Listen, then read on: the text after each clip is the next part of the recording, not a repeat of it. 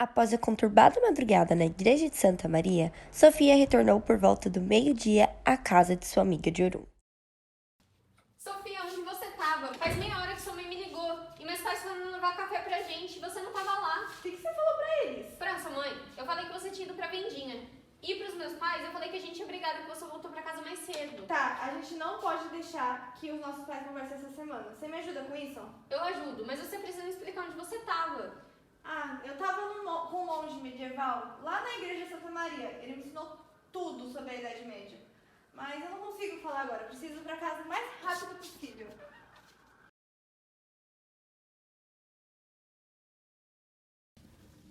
Tem alguma coisa no meu travesseiro. É uma cruz. E tem as iniciais HMK. Eu sei bem de quem isso pertence. Eu queria saber como que as coisas dela chegam pra mim assim, dessa forma. Oi, filha, você viu aquele cachorro que tá lá embaixo? Você sabe de quem que é? Porque ele tá lá parado faz tempo e eu não sei mais o que fazer. Mas eu conheço ele sim. Ele tá sempre por aqui, vai ver, deve ter enterrado algum osso e veio buscar. Eu vou levar ele pra casa. Oxe, e você sabe de onde que ele é? Ele tem uma coleira, então eu sei mais ou menos onde que fica. Eu já volto. Tá bom. Sofia se deparou com algumas caixas e acima de uma delas havia outro cartão postal. No verso do cartão havia o destinatário, Hilde Moore Kennedy. O carimbo era de 15 de junho, mas esse detalhe havia passado despercebido. Sofia apanhou a carta e lá estava escrito: Querida Hilde, Sofia agora veio até a casa do professor de filosofia. Logo, ela completará 15 anos. Mas você já fez 15 ontem mesmo, ou seria hoje, Hildinha? Se for hoje, deve ser mais para o fim do dia. É que os nossos relógios não caminham juntos. Uma geração envelhece, a outra desaparece. Enquanto isso, a história segue seu curso. Você já pensou que a história da Europa pode ser comparada à vida de uma pessoa? A antiguidade é a infância da Europa. A longa Idade Média, o período escolar. Mas aí vem a Renascença, que é quando termina o longo período escolar e a jovem Europa, impaciente e impetuosa, quer se lançar na vida. Podemos dizer que a Renascença marca os 15 anos da Europa. Já é metade de junho, minha filha, e já estamos no paraíso. Seja como for, a vida é um sorriso. PS, que pena que você perdeu sua corrente de ouro com pingente de cruz. Agora você tem que aprender a cuidar melhor de suas coisas. Um beijo do papai, que vai chegar logo. Após ler a carta, Sofia subiu uma pequena escada que levava até o quarto andar do casarão, e lá estava Alberto. Por que você tem tantas coisas estranhas por aqui? São itens de colecionador, minha querida. Tem um para cada época. Se a sua intenção não era fugir de mim e o pai de Hilde sabe que eu tô por aqui, por que você se mudou pro chalé de Major e depois voltou pra cá? Bom, eu suponho que o pai de Hilde já saiba que nós tenhamos nos encontrado naquela vez e também que tenhamos nos encontrado hoje. Eu me mudei para o chalé do Major para que eu possa lhe mandar mensagens mais frequentemente. Entendi. Mas a única coisa que pode nos aproximar do pai de Hilde é a filosofia. Por isso iremos falar de um importante período da própria filosofia, a Renascença. A fé, a razão, a ciência e a filosofia finalmente tinham se libertado da teologia. E com isso, as amarras que se seguravam finalmente foram libertas. E com isso, mais dois movimentos, a Renascença e a Reforma. Calma, vamos um por vez. O Renascimento foi um reflorescimento cultural que aconteceu no final do século XIV ao norte da Itália e que no final se espalhou para toda a Europa. E tinha como também o ponto de partida o homem, diferente da Idade Média que tinha como ponto de partida a luz divina. Sofia, você sabe o que é uma bússola, uma arma e um cunábulo? Incunábulo? Isso pra mim parece um livro antigo. Incunábulo que quer dizer berço e se refere a livros impressos antes do nascedouro da imprensa, ou seja, antes de 1500. Os pressupostos da Renascença são a bússola para auxiliar na navegação, a pólvora para melhorar as armas e o incunábulo para melhorar os livros, por assim dizer. Que isso espalharia conhecimento que estava amarrado pela Igreja Católica naquela época. Depois disso teve outros instrumentos também, né? Sim, um exemplo disso foi a luneta, para auxiliar na astronomia. E foi depois que vieram os foguetes que levaram pra Lua, né? Passamos por transições históricas e econômicas. Um exemplo disso são que passamos do escambo para o feudalismo, para o dinheiro. E outras coisas que alavancou foi o comércio e também o trabalho manual. E com isto também a edificação de novas cidades e grandes cidades. Mas agora vamos falar um pouco dos pensamentos. O pensamento humanista da Renascença era um pensamento ligado à individualidade e dos valores da humanidade. Uma figura importante, chamada Fitino, dizia: conheça-te a ti mesmo, ó criatura divina com vestes humanas. Também havia Pico della Mirandola, que escreveu o Tratado da Dignidade do Homem.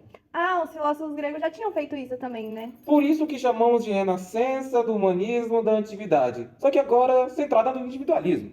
E os homens renascentistas não possuíam muito pudor, pois eles nomearam o período entre a antiguidade e eles mesmos de Idade Média. E por conta das semelhanças entre a antiguidade e eles mesmos. E a Renascença tinha como tópico principal a arte, a música, a arquitetura, a matemática, a física, a filosofia e a ciência. Outro tipo de pensamento foi o panteísmo, que ele acreditava que Deus estava muito próximo da natureza. Mas isso foi derrubado na Renascença por acreditar que a natureza é resultado do parto de Deus. Nossa, a igreja não concordou com isso, né? Sim, com toda certeza. O exemplo disso foi Teodoro no Bruno, que ele acreditava que Deus estava muito próximo da natureza. A igreja, obviamente, não gostou e o assassinou em praça pública, queimando em um mercado de rosas em 1600. Pode chamar isso de humanismo, certo? Bruno, que era o humanista, não aquele que o queimou. Um método empírico quer dizer a experimentação de algo. Eu experimento algo para provar. O homem não só queria conhecer sobre a natureza, mas também dominá-la. Mas isso também é um lado negativo. O avanço tecnológico é uma via de mão duplas. Da mesma forma que novos remédios eram criados, novas doenças surgiam. Da mesma forma que novas melhorias agrícolas vinham, a natureza era devastada. Novas produções, nova produção de lixo em massa. E o que você acha dessa evolução? O que eu acho? Não vale a pena saber. Em 1543, o astrônomo polonês Nicolau Copérnico desenvolveu a tese de que colocava a ideia de que a Terra era o centro do universo contra o chão. Então ele afirmava que a Terra orbitava o Sol. Essa visão está correta? Ele não estava incorreto, mas também não estava totalmente correto. Pois, de fato, a Terra orbita o Sol. Só que ele estava errado ao dizer que o Sol era o centro do universo. E que também os planetas faziam movimentos circulares ao redor do Sol. E Galileu Galilei? Galileu era um astrônomo e físico italiano que viveu mais ou menos na mesma época que Kepler. Ele desenvolveu diversas coisas observando os corpos celestes com sua luneta. Ele falava que a Lua possuía montanhas e que Júpiter tinha mais de 4 luas. E que ele também desenvolveu o princípio da inércia. Qual que é esse princípio? A velocidade de um corpo se manterá a mesma enquanto outro corpo, em relação à sua aceleração e retardação, se mantiver alheias a ele. Um dos principais argumentos contra a Terra girar ao redor do seu próprio eixo é que ao jogar uma pedra para cima, ela irá cair no mesmo lugar, e não a milhares de quilômetros de distância. Acho que eu tô entendendo. Então, se eu jogar uma bola rolando, ela vai continuar rolando por conta da velocidade que se mantém, até que outra força se choque com ela. Exatamente. Além do mais, Galileu teve muitos experimentos ao jogar alguns tipos de projéteis e bolas de canhão para cima e ao ver que eles são atraídos para a Terra novamente. Bom, Galileu comprovou que isso não acontece, mas por que é tão importante? De todas as descobertas científicas da história, essa com certeza foi uma das mais importantes. E agora, provavelmente, você vai me explicar o porquê. Entre 1647 e 1727, um físico inglês chamado Isaac Newton revolucionou a astronomia com seu sistema do planetário. Então, nesse caso, os planetas eles são como bolinhas e em um plano inclinado. Mais ou menos, mais ou menos. Kepler já havia idealizado que deveria existir um tipo de força atrativa dos planetas para o Sol. E que também isso explicaria o porquê quanto mais próximo do Sol, mais rápido é o seu movimento, e quanto mais distante, mais lento é o seu movimento. Kepler também dizia que a alternância das marés era por conta das estações lunares. Algo que Galileu rejeitava veementemente, pois ele não acreditava que diferentes corpos celestes podiam interferir um com o outro em grandes diferenças. Nisso ele estava errado. Sim, sim. E por incrível que pareça, ele estava errado, porque Galileu era um expert neste assunto e ele desenvolveu muito das teorias gravitacionais. É verdade. Você tinha comentado alguma coisa relacionada com Newton. Ah, sim. Aí veio Newton e escreveu a lei da gravitação universal, que dizia: qualquer corpo que exerce atração sobre outro com uma força proporcional ao tamanho dos objetos e que diminui em proporção com a distância que os separa. Ah, então é como se fosse dois elefantes, eles atraem mais força do que dois camundongos. Exatamente. O que é mais importante é que Newton dizia que isto valia para qualquer coisa no universo. Não importa quão grande ou quão massiva seja. Que nem quando você joga uma maçã de uma árvore, ela cai super rápido.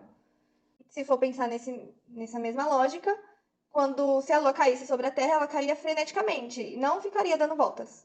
Você está 50% certo e 50% errada. Você sabe por quê? Não faço ideia. O princípio da inércia dita pelas palavras de Newton. Qualquer corpo com sua aceleração ou repouso se manterá a não ser que outro corpo venha e exerça poder sobre ele. É assim que Newton conseguiu explicar que todos os planetas orbitam o Sol. Sim, exato. Os planetas orbitam de forma elíptica ao redor do Sol, de resultado de dois movimentos importantes. O movimento linear, que é por conta da formação do sistema solar, e o movimento em relação ao Sol, que é por conta dos planetas serem atraídos para o Sol. E o que Deus tem feito nisso? Agora, com a Bíblia sendo liberada para todos para lerem, monges e pastores finalmente conseguiriam ler a Bíblia de forma liberal. Chamamos de a Reforma. Martinho Lutero, ele então se rompeu com a igreja, pois ele não concordava em efetuar o pagamento das indulgências? Segundo ele, o homem não precisava seguir o caminho da igreja para alcançar o perdão divino. E ele mesmo dizia que qualquer um podia se tornar pastor de si mesmo. Pastor de si mesmo? Isso já não é demais? O que ele queria dizer é que pastores não haviam privilégios na relação com Deus e que a salvação era somente pela graça e pela fé em Cristo Jesus. Ele alcançou esta conclusão lendo a Bíblia. Já passou das 4. Vamos nos encontrar e discutir sobre o barroco no nosso próximo encontro, minha querida Hilde. O que você disse agora? Ah, perdão, eu troquei os nomes. Essas trocas de nomes nunca são acidentais. Ah, talvez o pai da Hilde tenha colocado palavras em minha boca, não sei. Isso realmente é verdade? Mas será que eu sou a Hilde? Ah, Sofia, eu estou cansado. Eu falei por 4 horas seguidas, então você não tem que ir para sua casa? Então vai. Obrigada por tudo, Alberto. Você é o melhor professor de filosofia que eu já tive. O mais inteligente e o mais legal. Tá bom, muito obrigado. Não demorará muito para a gente se encontrar de novo, Hilde. Alberto havia confundido os nomes de novo. Então, ela se deu conta de que não havia pego dinheiro. Sua mãe certamente ficaria zangada e preocupada caso ela não chegasse até as 6. Mas após alguns poucos metros, Sofia encontrou uma moeda de 10 coroas na calçada. Era exatamente o valor que ela precisava. Enquanto estava na praça, esperando o ônibus, Sofia se deu conta da sorte que teve ao encontrar a moeda justamente quando ela mais precisava. Será que o pai de Hilde havia colocado a moeda lá? Mas como é que ele faria isso do Líbano? E por que Alberto trocou o nome 2 vezes?